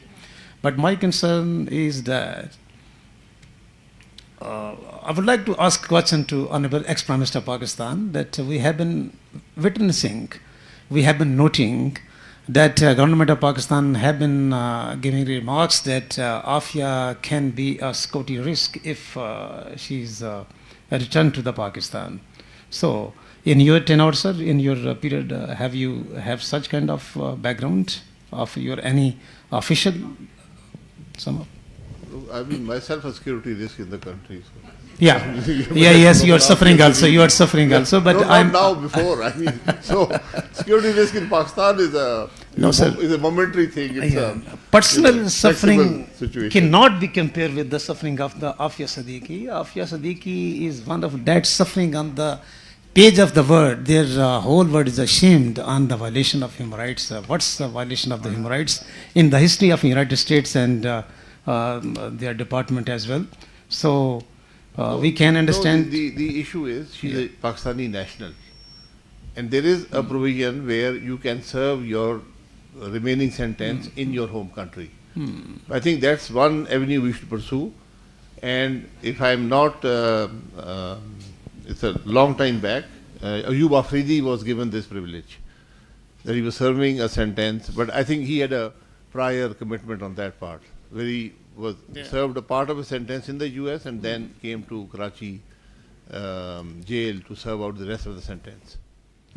So I think that's one avenue that we probably need to pursue. Thank you. And back to Soleri Saab also. So firstly, thank you for being here. I had a question for you in my own notes as well, with respect to your service and your work in human rights advocacy and SDGs. So a main component of the Sustainable Development Goals and the vision for 2030 is the fact that you want to uphold the rule of law across the globe, and you've been very vocal on these matters and with respect to rights of Pakistanis and in many other communities, especially on the United Nations front. What can you, in the capacity as the international human rights observer, or in generally the scope of the work that you do, what concrete steps can you take and suggest for us all to take in that direction? Thank you very much. In fact, when we are a member of the United Nations, when we have the ECOSOC special status of the United Nations, some organizations have ECOSOC special status. When we are in the United Nations compound, we have the privilege and we have the opportunities to highlight such high-level cases of the human rights, and we have been. That is the platform you're talking about, that we have been working on this particular human rights violation issue, especially case of Ms. Aafia Siddiqui. That's a terrible, and we have realized the word. We have realized the word that until we have not the resolution and solution of such kind of human rights violations by law and other measures, we cannot proceed our SDGs and other or development agendas in the world. So the peoples, the experts in each and every country cannot see such kind of cases on that level. In fact, they cannot realize that how such cases can be obstacle in the way of the sustainable development in the world. I have observed many cases that cannot be highlighted many times, but I think so Aafia Siddiqui case is the top story of the world. And the USA has failed to tackle and handle this biggest human rights violation case in the history of the human man. So, as concerned other agenda, because today is the topic of Aafia Siddiqui, at a time I am very sad, to be very honest, and I know Mr. Smith from United States as well. He has been working for decades on this particular issue. But right. Mr. Smith, this is very alarming. At the same time, it's very alarming. In spite of all your struggle, all your preaches, all your lectures, I know why the Islamic world, even the Christian world and other words are not taking it seriously even for a minute. Sir, I'm glad you mentioned Islamic world. Thank you for that comment. So, and it'll help me transition on to the next speaker. So thank you very much. Thank you. Thank you for your time. Mr. Khalid Mahmood Abbasi, thank you, sir, for being here. He's from the organization Shabanul Muslimin, if I'm pronouncing it correctly. And he's an Islamic scholar. So obviously we've been talking a lot about the legality of the entire matter. So just on the Dini Fariza aspect of things, within the Islamic Republic of Pakistan, or I can't exactly remember the ayat, but جی exact وہ آیت تو قرآن کی شاید ہم یا سورہ نہ مینشن کر سکیں، لیکن اس کا ترجمہ کچھ یوں ہی ہے کہ وہ لوگ اللہ تعالیٰ کی طرف دیکھ کے پکارتے ہیں، مدد کی فریاد کرتے ہیں، تو تمہیں کیا ہو گیا ایک مسلمانوں کہ تم ان کی مدد کو نہیں جاتے. آپ بہتر گائیڈ کر سکتے ہیں کہ یہ کس صورت کی آیت ہے اور اس کا کیا کانٹیکسٹ ہے. بٹ مس عافیہ کے حوالے سے کیا ہماری ذمہ داریاں بنتی ہیں as a state, especially as an Islamic state? جی بہت شکریہ. جو بات جس آیت کا ذکر کیا گیا ہے سورہ نساء کی آیت ہے، اور مکہ میں جب مسلمان مظلوم تھے اور اسی طرح کی اذیتوں سے دوچار تھے جس کا ذکر ابھی ہم کر رہے تھے، تو اس وقت جو مسلمان مدینہ میں تھے انہیں اپیل کیا گیا تھا کہ آپ لوگ کیوں چپ کر کے بیٹھے ہو اور ان مظلوموں کی مدد کے لیے اٹھ کھڑے کیوں نہیں ہوتے. میں بہت اچھے ٹائم پر مجھے موقع ملا ہے، مجھ سے پہلے بہت ہی اچھی جگہ پہ بات پہنچ گئی ہوئی ہے، میں وہیں سے آگے لے کے چلنا چاہتا ہوں. میرے خیال میں عافیہ صدیقی ہم سب کے لیے ایک ٹیسٹ کیس ہے، اور یہ ٹیسٹ کیس ہے 21 سینچری کو سمجھنے کا. کہنے کو ہم ماڈرن ایج میں داخل ہوئے ہیں، لیکن حقیقت میں ہم کسی غیر قانونی جو ایج کی سوسائٹی تھی اس میں جا گھسے ہیں. ہم نے اس سینچری میں اپنے ملک میں پرویز مشرف دیکھے ہیں میں کہہ رہا ہوں، آپ ذرا نوٹ کیجئے گا، میں دیکھا ہے نہیں کہہ رہا ہوں، پرویز مشرف دیکھے ہیں، اور امریکہ میں ہم نے بش دیکھے ہیں، اور اب ہم ٹرمپ دیکھ رہے ہیں، اور باقی دنیا میں ہم نیتنیاہو اور مودی دیکھ رہے ہیں.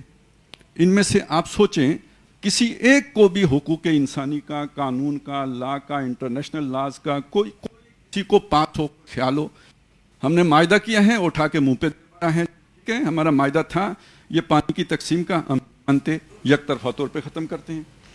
تو پوری دنیا اصل میں ایک عافیہ کے کیس کو اٹھا کے پوری دنیا کو، عافیہ بھی ایک انسان ہے اور ہمارے بہت عزیز ہیں، کوئی شک نہیں ہے، کیونکہ ان کا تفصیلات ہمیں معلوم ہیں تو ہمیں ہمدردی ہے. آپ سوچیں غزہ میں کیا ہو رہا ہے، آپ دیکھیں کشمیر میں کیا ہو رہا ہے، آپ دیکھیں ہندوستان میں گورنمنٹ اثر و رسوخ کے ساتھ مسلمان کیا کیا جا رہا ہے. یہ صدی ہے جس میں ہم جی رہے ہیں، اور اس کی بنیاد بدقسمتی سے، چونکہ اس دنیا کا مائی باپ امریکہ ہے، ماننا پڑے گا، سب سے سپر پاور امریکہ ہے، اور اس دنیا کی بنیاد اس نے رکھی ہے. کہتے ہیں ایک مقولہ ہے، کہیں جو بڑا ہوتا ہے چھوٹے اسی کی پیروی کرتے ہیں. تو اگر لوگ کریں گے اور ٹرمپ لوگ ایسا کریں گے تو پرویز مشرف لوگ کیوں نہیں کریں گے؟ یہ ہے اصل میں جس دور میں ہم اس وقت جی رہے ہیں. وہ تمام لوگ، اچھا مسئلہ یہ بھی ہے، ہم جو ہے نا یہ کوششیں کر رہے ہیں، ہم رول آف دا لا کی بات کر رہے ہیں، حقوق انسانی کی بات کر رہے ہیں. امریکہ میں بھی، پورے ویسٹ میں بھی یہ تمام لبرلزم، سیکولرزم خطرے میں ہے، اور وہاں پہ بھی وائٹ سپریمیسی کی تحریک ویسی ہی چل رہی ہے جیسے یہاں ہمارے انڈیا میں ہندوتوا کی تحریک ہے. تو ہر طرف جو ہے نا ایک فاشزم کا دور ہے، جس کی بنیاد اصل میں عافیہ صدیقی کو اس طرح سے کڈنیپ کر کے رکھی گئی تھی. ہم سب کو معلوم ہے کڈنیپ کرنے والے ہمارے لوگ تھے، بدلے میں وہی تھا جو ابھی $1 ملین بات آئی تھی کہ آپ کو اگر اتنے پیسے ملیں تو کیا کریں گے، تو بس وہی کیا. جنہوں نے کر لیا اب ان کی عزت کا سوال بن گیا. اگر وہ رہا ہو کے آتی ہیں تو سب کا بھانڈا پھوٹتا ہے، اور ہم سب کو معلوم ہے کہ منجا کیا پہنا انہوں نے. وہ بے شک جو ہے نا بیچ میں 20 سال گزر گئے ہوں، لیکن اپنے قبیلے کی پگ کا خیال تو رکھنا پڑتا ہے، لہٰذا سب ان کی پگ کا خیال رکھ رہے ہیں. ایکچولی بنیادی بات یہ ہے. رہ گئی بات جو ہے نا اس کی، وہ جو ڈاکٹر شکیل آفریدی ہیں، میرے خیال میں وہ بھی ایک کور سٹوری ہے. اصل بندہ کوئی اور ہے جس نے وہ سارا کام کیا تھا. تو اگر وہ دے کے بات بنتی ہو، مجھے نہیں پتہ بنے گی یا نہیں بنے گی، تو میں تو اس بات کے حق میں ہوں کہ بنا لینی چاہیے.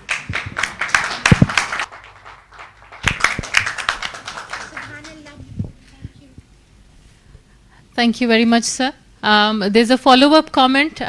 We had him on our agenda at the very end because of course he's been driving this initiative along with Dr. Fouzia throughout. So we wanted کہ وہ ساری audience کو اکٹھا address کریں towards the very end. But just on some things that have been said so far, I would like to request Senator Mushtaq Saab to please say a few words. بسم اللہ الرحمن الرحیم. بہت شکریہ. شاہد خان عباسی صاحب چونکہ جائیں گے پھر، تو میں چاہتا ہوں کہ ان کی موجودگی میں چند باتیں کر لوں. سب سے پہلے تو میں سب کا شکریہ ادا کرتا ہوں کہ آپ لوگ یہاں پہ ڈاکٹر فوزیہ کی دعوت پہ تشریف لائے ہیں، اور ایک ہی نیک مقصد ہے کہ 22 سال بعد ہی صحیح قوم کی بیٹی کو پاکستان لائے جائے. تو اس مجلس کا جو مین مقصد ہے میرے خیال میں وہ یہی ہے کہ ماضی میں جو کچھ ہوا ہے اس کا تذکرہ تو کیس کو سمجھنے کے لیے، اس کا تذکرہ تو اس سے سبق حاصل کرنے کے لیے، اس کا تذکرہ تو اپنی غلطیوں کی اصلاح کے لیے ضروری ہے، نہ کہ اپنے آپ کو اس انداز سے ملامت کر دی جائے کہ اس کے نتیجے میں ایک جس کو کہتے ہیں نا قومی توہین کی وہ پہلو نکلے، وہ نہیں، وہ غلطیوں کی اصلاح، معاملات کو درست کرنے، اور 22 سال بعد ہی صحیح لیکن قوم کی بیٹی کو پاکستان لائے جائے۔ تو اس مجلس کا جس میں مختلف الخیال لوگ ہیں، بہت سی چیزوں پر، بہت سی امور پر لوگ ایک دوسرے کے ساتھ اختلاف کریں گے، اور یہ ایک فطری بات ہے اور ایک حسن ہے ڈیموکریسی کا، لیکن مقصد اس کا ایک ہے۔ میں 2-3 چیزوں کے بارے میں کچھ وضاحت کر لوں۔ میں خود ڈاکٹر فوزیہ کے ساتھ کوئی 3 سال پہلے امریکہ گیا، 20 سال بعد مجھے امریکہ کا ویزا ملا، وہ بھی سینیٹ آف پاکستان کے ممبر ہونے کے ناطے، اور وہاں پہ میں نے ملاقات کی ڈاکٹر فوزیہ سے FMC کولسویل میں، اس کو ڈاکٹر عافیہ سے، جس کو جہنم کا گڑھا کہا جاتا ہے۔ یہ بات آئی 550 کیسز امریکہ میں سیکشول ایبیوز کے جیلوں کے اندر انویسٹیگیٹ ہو رہے ہیں، جس میں سے 345 صرف اس جیل میں۔ آپ اندازہ کر لیں، وہ ایک بہت ہی خوفناک جیل ہے۔ بہرحال میں کلائیو کے ساتھ کیسے متعارف ہوا کہ میں گوانٹانامو کے اندر جو پاکستانی تھے، سینیٹ آف پاکستان میں ان کے لیے آواز اٹھاتا تھا۔ اس وقت 4 پاکستانی تھے، ایک کراچی کا ماجد تھا، Majid now he is in South America، Majid Khan, 2 ربانی برادران تھے اور ایک سیف اللہ پراچا تھے۔ جب میں نے یہ کیس اٹھایا تو حکومت پاکستان نے انکار کر دیا کہ کوئی پاکستانی اس نام کے نہیں ہے، لیکن بہرحال جس طرح ہوتا ہے ایک دلیل سے پورے تفصیلات سے انہوں نے آخر میں ایکسیپٹ کر لیا۔ 2-2.5 سال کے بعد ہم اس قابل ہوئے کہ ان تینوں کو پاکستان لا سکے، اور اس میں بہت بڑی کنٹریبیوشن تھی کلائیو اسمتھ کی۔ اچھا، وہ جو سابق وزیر اعظم محترم شاہد خان عباسی صاحب نے سوال اٹھایا ہے کہ عافیہ ہی کیوں، تو میں ربانی برادران سے یہ پوچھتا تھا کہ آپ کیوں گئے گوانٹانامو؟ میں کیوں نہیں گیا، کوئی اور کیوں نہیں گیا، آپ کیوں گئے، اور آپ کا جرم کیا تھا، اپنے 21 سال گزارے؟ تو وہ بڑی بے بسی کے ہنسی ہنستے تھے، کہتے ہیں ہمیں بھی پتہ نہیں ہے۔ ہوا یہ، وہ جو میرے سینیٹ آف پاکستان میں پیش کیا کہ امریکہ کو ایک ٹیررسٹ چاہیے تھا، نوٹوریس ٹیررسٹ حسن گل، اور انہوں نے پاکستان سے درخواست کی کہ ہمیں یہ حسن گل پکڑ کے دے دیں۔ انہوں نے ایک ربانی برادران کو، احمد ربانی، غلام ربانی کی، ایک کو ایک شیف تھا اور دوسرا ڈرائیور تھا، اس کو پکڑ کے حوالے کر دیا۔ وہ ان کو باگرام لے گئے، 3 سال باگرام میں رکھا۔ 3 سال جب باگرام میں رکھا تو خود جو یہ US سینٹ کو جو ڈاکومنٹس پیش ہوئے ہیں وہ میں نے پاکستانی سینٹ میں پیش کیے۔ آفٹر 3 ایئر انہوں نے ریئل حسن گل کو پکڑ کے مار دیا۔ اب ان کا کیا کریں؟ تو ان کو باگرام سے اٹھا کے لے گئے ہیں وہاں پہ گوانٹانامو بے، اور پھر بیچارے 21 سال جو ہیں وہ وہاں پہ رہے۔ تو وہ جنگ ایسی تھی کہ اس میں دونوں طرف جو لوگ کام کرتے تھے بعض اوقات ان کو ٹرافیز چاہیے، اور اس میں بہت سے بے گناہ جو ہیں وہ آ گئے ہیں، بہت سے بے گناہ آ گئے ہیں۔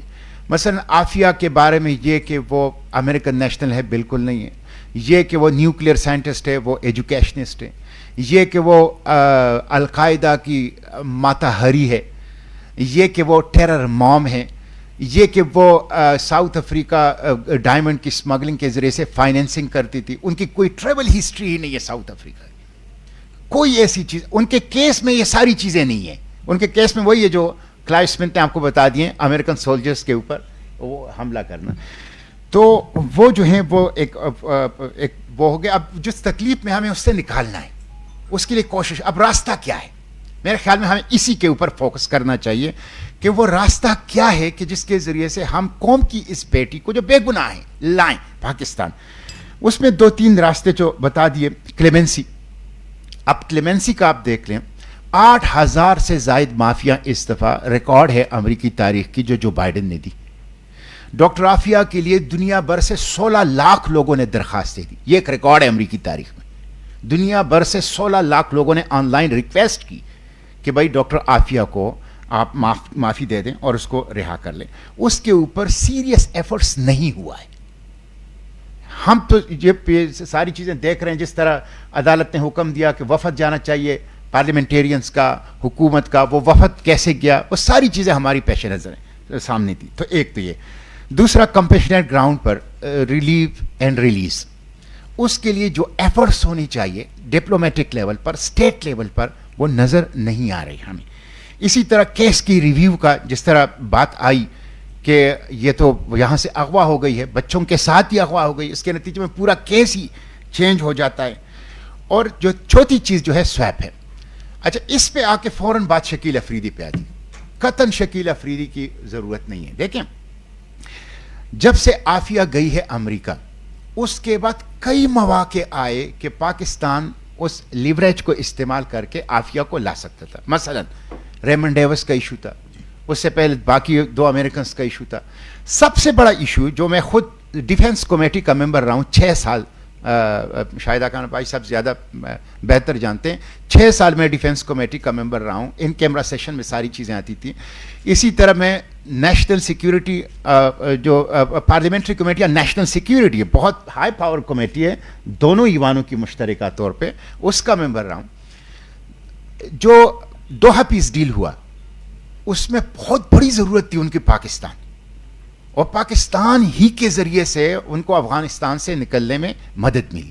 اس وقت ہم اس چیز کو جو ہیں وہ کر سکتے تھے. ایون آپ یہ دیکھ لیں, ابھی ریسنٹلی شریف اللہ کا جو کیس ہوا ہے, آپ نے افغانستان سے اٹھا کے اس کو دے دیا اور بہت زیادہ خوش ہوئے اس کے اوپر ٹرمپ جو ہے. میرا جو ایشو ہے جو میں بتا دینا چاہتا ہوں وہ یہ ہے کہ شکیل افریدی قطعاً ضروری نہیں ہے.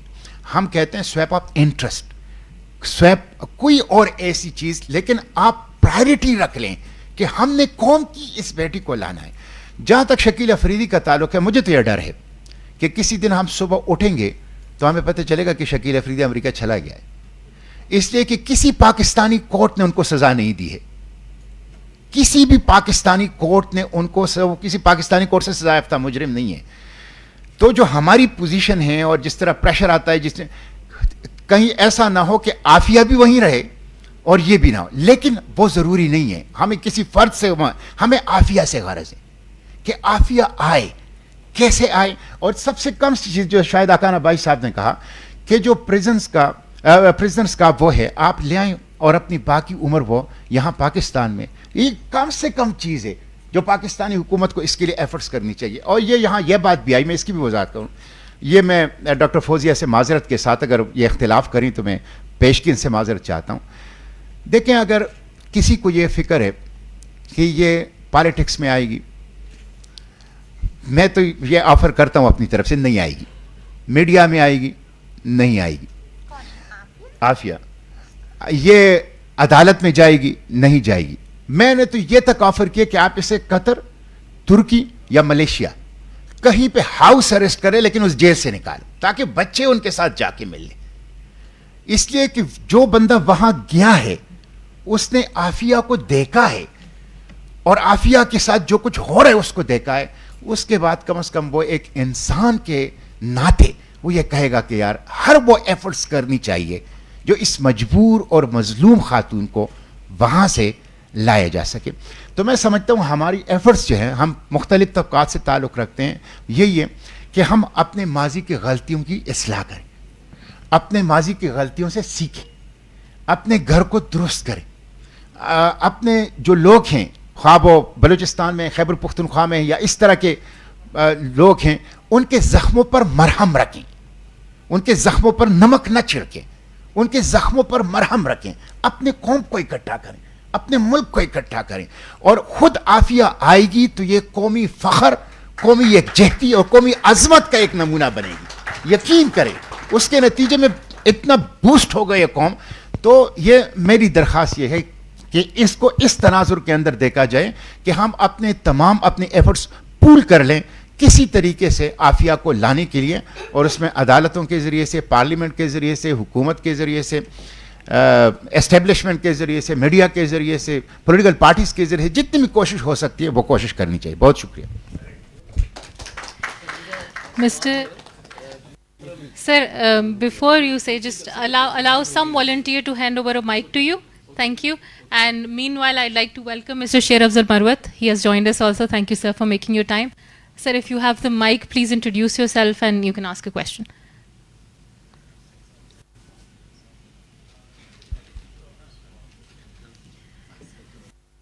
Right.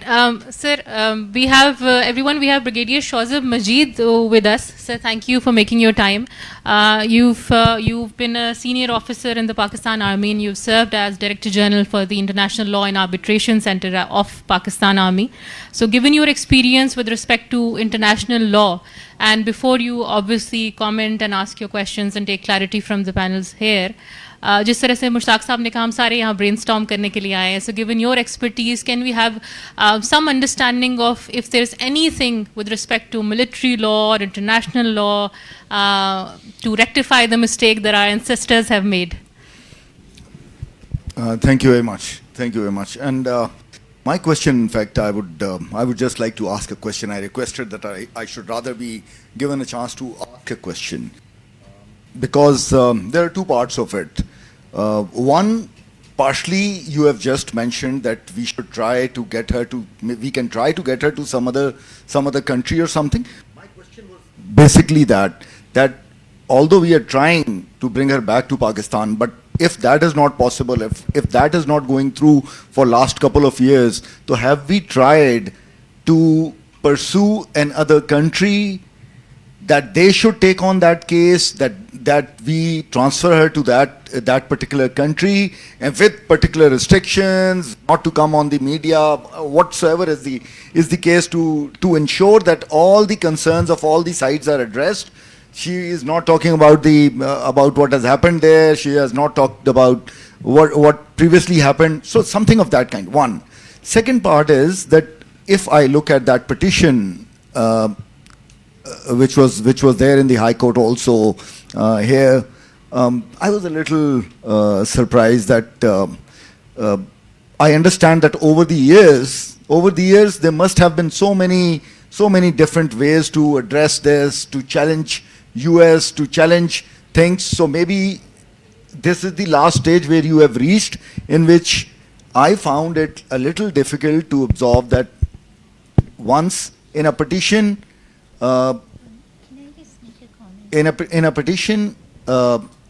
the CIA, the intelligence agencies of US are blamed, the intelligence agencies of Pakistan are blamed. So once you blame both the sides, how do you want a solution? How would a solution come out of it? Once you have blamed both the sides and you are asking for a mercy from one side, and you are asking one side to plead for a mercy from the state side, so how would that happen? I was a little confused about that. I just want to make a little comment and a question for you, Brigadier Saab. With due respect, I was just thinking that when we talk about going to another country, right? Sometimes, God forbid, after 22 years, I am beginning to feel like maybe if I had asylum anywhere and every country would welcome me, Aafia would be better off and I would be better off. But that's a shameful statement to even say or make, and it really hurts me deeply. And for us, after so many years, she's a citizen of Pakistan, and the Federation of Pakistan, regardless of the merits or the demerits, don't you think that it's kind of shameful if we get her to go somewhere else? For Pakistan? And don't you think that just imagine what the world sees us as? Daughter sellers? Is that what we want our legacy to continue? Is that what we want our children to grow up as? Okay. Now let me just put it in another way. That this question I asked because it was mentioned at the end that this can be one of the things that we can do that. So that question came to my mind, that whether you have tried it or not, if I am at your place and I am a sister, my first thing would be to get her out in any way. It is not that I am first looking for the pride of the nation and pride of the things. So my effort as a sister would be to get her out. Yes, and trust maybe me. maybe to an island which is in the middle of nowhere. But my priority. So that is why I say that what is our priority? That is it that we are going to go for it for a couple of more years with this, or have we thought about it, or we have never thought about it, or this is not the agenda? So this is what I wanted to know. Yeah. Yeah, well, thank you, Brigadier, and it's a good question. And one of the people that the Senator mentioned, Majid Khan, Pakistani, is now on the beach in Belize. So I've got no problem getting someone to another country. I'm with you. I want to get her out of there. And I don't really care where it is as long as we have good health care for her, which is what she needs. And there are other things, in terms of assurances for people. We always have to look at what's going through the minds of the people involved. And every person I got out of Guantanamo, we did security arrangements as we got them out. The legal term for most of them was total bullshit, right? I mean, they were totally unnecessary because these were guys who were just totally happy to come back to where they were. But just to make it politically easier. On Britain, for example, we agreed to, you wouldn't travel for whatever. And I'll agree with anyone right now, Aafia is not going in the media. And that's an easy thing for us to agree with because she's so traumatized. I wouldn't make her do that. Now, the other thing is this. How it is. And I sometimes think of myself as a little Napoleon. And it's a game of chess. Like the military's a game of chess, right?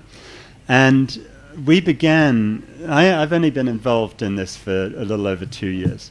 And I wish to goodness I'd done the trial. She wouldn't be there today. I say that without any modesty at all. We would have got her off on this because it should have been tried as a political case. But now it's a different thing. And in the last 2 years, we've tried to begin by being the nice guys. You always want to try and be the nice guys. And I talked to your government and I said, look, I tell you what I got on you guys. And what we did with the clemency petition, we kept that all under wraps. There's a lot of bad stuff in there for some of your, the ISI and the CIA. There's going to be a lot more now because I've found a lot more out. So we said, look, if you can get a home, we're not going to publish all this stuff. And I agree with you. If you can do it with honey rather than vinegar, much better idea. But then, in the end, it becomes down to a matter of power. And I'm really lucky. I've got an American bar license. The American Constitution is an amazingly powerful document. And it's not because I'm so clever. I can just beat up on governments. It's really rather fun. And if they don't do what's right by this poor little person in an awful cell somewhere, then we're going to go after them. It's just that simple. And so we've warned them, and the way this will work out, I'd love for it to be resolved the easy way. And if you wouldn't mind just chatting with some of your old colleagues, I'd love that.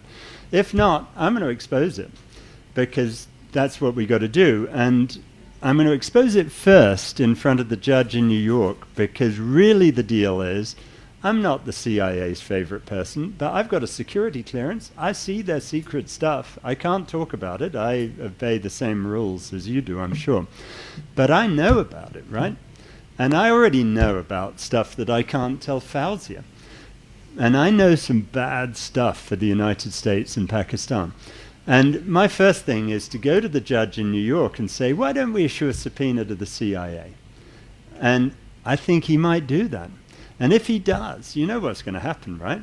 They're going to surrender, because that's the way they always do. And every person we got out of Guantanamo, we basically threatened them, and the CIA with exposure. And if they didn't do what we asked, we exposed them. So that's the way it works. And it really isn't a matter of. I like to make friends. I really like to be friends with everyone. But if we can't make friends, we just have to beat them up. That's all there is. Thank you so much. We have a distinguished legal professional, Mr. Maz Shah, with us here. Sir, I'd like to ask you a question with respect to your affiliation of the OIC. So, Dr. Aafia's matter is not uncommon. I mean, obviously for Dr. Fouzia, this is the one in a million story, and it's horrific and it's very personal. But this has happened, I think, across borders in many, many countries, especially in the Muslim states all across the globe, by the same perpetrators, to be very honest. What can we do at cooperation level between different states that have faced the same things, that have the same victims against the same perpetrator? What actions can you suggest to everybody who's involved here? Thank you. Hello. Assalamu alaikum. Thank you so much. I don't know if it's right for me to speak on behalf of the OIC. Yes, I do work with some of their organizations as a consultant. But I think your broad question is very interesting. And I think that comes from really a very basic thing. It's going to sound very basic. It's actually lack of faith. And what I mean by that is what Clive, and I must appreciate Clive, I don't think people understand the work Clive does. Clive, not only in this case, but many other cases, has to face the challenge. And he's being very cavalier about his American passport. But even there's people who have been in similar situations as Clive have faced very nasty consequences as a result of the work they do. So I'd like everybody here to give a round of applause to Clive to continue to do this work. Not just for Aafia, but for many other people. And honestly, I wanted to speak before the former Prime Minister, but I guess it was fortunate for him that he left to ask such a question as the former Prime Minister of Pakistan. Quote, why the American justice system failed. To sit here and watch Clive's presentation demonstrating that the American justice system has been failing for 250 years. And I don't say that as a critique to just browbeat America. मैं इस वजह से नहीं कह रही ये बात. मैं ये कह रहा हूँ कि वो भी इंसान है. और खुदा के लिए हमारी जो अवाम है, our people have to realize that the white man does not have a perfect system.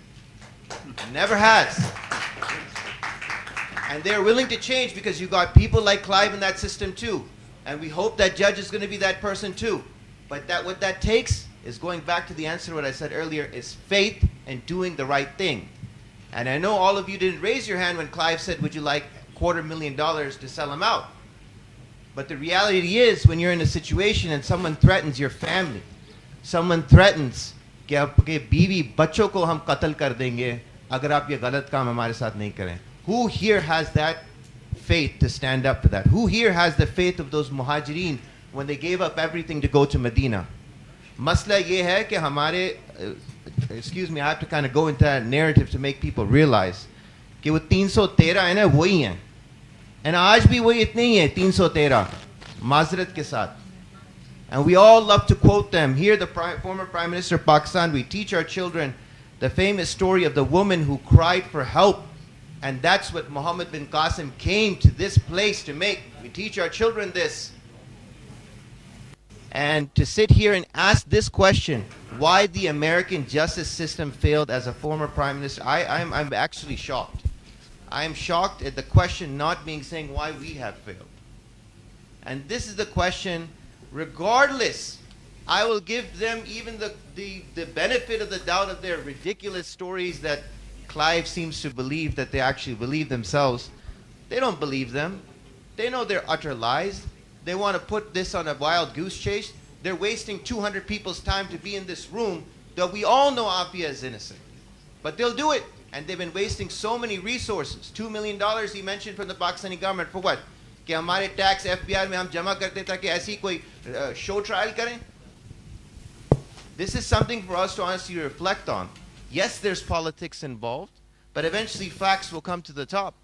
Even if Clive is not able to do it, even if we don't do it when Aafia is alive, and I hope we do it when she's alive still. And there's many people who face that. And this question really got me thinking that they're not asking the right question, is why Pakistanis have failed their own people. The same Allama Iqbal, the same Qaid, an American will get arrested here And within 24 hours, the American embassy will send a person to prison, regardless if he murdered how many people or whatever, to ensure he's getting his rights. Unfortunately, and maybe if there's any government representatives here, our entire diplomatic corps, Mazret ke saath, almost 90% of them are not doing their basic duties to just go visit Pakistani prisoners. Just answer the phone call of families. We have 200 almost probably students being arrested now and being in deportation because of Trump's policies. Where is the consulate? Where is the embassy? What are they doing for their families? And I'm sorry, we don't realize that we have those same international rights as an American citizen does here in Pakistan. This is the problem. The government of Pakistan does not realize that, or they don't want to realize it. Or there's a sense of colonial fear or whatever it is. I don't know what it is, to be really frank with you. If I have a diplomatic pass and I can do that, this is what the Pakistani says. And I say that, and because you gave me an introduction in that way, I have to tell you why. Because I'm probably the only person in this room that has a shared experience that Aafia Siddiqui has. For 7 years myself. And I've witnessed that justice system from the inside. And I've witnessed that system from the Pakistani government's lack of interest in its own people. That's the truth. The question here is human rights of Pakistani prisoners abroad. Have they bothered? And there's Pakistani prisoners in Saudi Arabia, in UAE, basic rights. Forget the argument, Aafia Siddiqui's case, whatever, just basic rights. Do not prisoners have basic rights? And I'm sitting here ashamed that Clive, a foreigner, has to come here to tell us this shameful statistic that we have so many people on death row. We have so many people under trial, prisoners they're not even been convicted. This is our system, and here the judge is telling them probability is 60%. My God. Mas, I think the reason why we're sitting here today is because governments have over time failed us. So I know many people are sitting here as representatives of the government. So this is a collective effort for the people of Pakistan कि अब हम क्या कर सकते हैं? It's already an established fact that the people in power have not done what they were supposed to do for good all 20 odd years. So अब हम क्या कर सकते हैं? Just I'll circle back to you. If I can just take a quick comment from somebody who's sitting in the government. No, I'm sorry. I don't want to take up the time, and you're right, but the one thing that you said is हम क्या कर सकते हैं? And I think what Clive said as well, someone's a doctor, someone's a lawyer. I don't care even if you're a lawyer, you're nothing. आपके पास नहीं है, आप ठेला चलाते हैं. फिर भी आप अपनी आवाज़ उठा सकते हैं. Because सवाल ये नहीं पूछा जाएगा. People are not going to be asked to what extent did we get Aafia free. सवाल ये पूछा जाएगा हम एक से कि हमने किस किस्म की मेहनत की. Not just in Aafia's case. In every question and imtihan that comes before you, did you do the right thing? Period. That's the absolutely, and I think as Muslims that's true for any situation. कौमों के पास situations आती हैं कौमों को बनाने के लिए. Situation तो अल्लाह ताला खुद भी हल कर सकते हैं. अल्लाह को हमारी ज़रूरत नहीं है कोई situation हल करने के लिए. It's only a test for us कि हम अपने आप. We have Mr. Sher Afzal Marwat sir with us. Sir, thank you very much for staying back. I wanted to give you a quick comment. Sir, I have high regard with you. Of course, you're a politician now, but as a senior member of the judicial system also, and you've been known for very brazen and bold stances in your judicial capacity as well. It was interesting when we were looking up for talking points for you. It was highlighted on a lot of pages that you very openly criticized the Islamabad High Court judges for not challenging the interference of ISI in a lot of matters. Let me be bold enough to say that. It's an open secret at the moment at this platform especially that a lot of obstacles in Dr. Aafia's release are because of quote-unquote na-maloom forces or very much maloom forces, as I can say.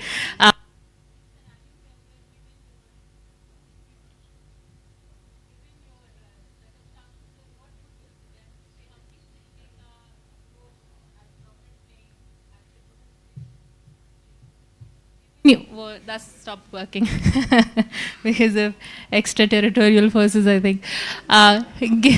Given your circumstances, sir, इस वक्त आपकी position के अंदर, what would you suggest? किस तरीके का bold stance government ले सकती है? क्या rights हमारे पास हैं? और citizens इस वक्त क्या situation में कर सकते हैं? Especially in the government sector, internationally हमें किस तरीके से इस चीज़ को pursue करना चाहिए? Thank you so much. First of all, let me make a comment that I have given 16 years of my life to the bench, and equally 16 years of my life to the bar, making a total of 32 years. And human rights, particularly the criminal trial, has been the subject of my area of practice. I've gone through the resume of the facts enumerated in this two-page booklet, and I have challenged in appeal many verdicts in which the accused were awarded death penalties and life imprisonment, but ultimately the superior judiciary has acquitted every such person who was even remotely entitled to a premium of doubt.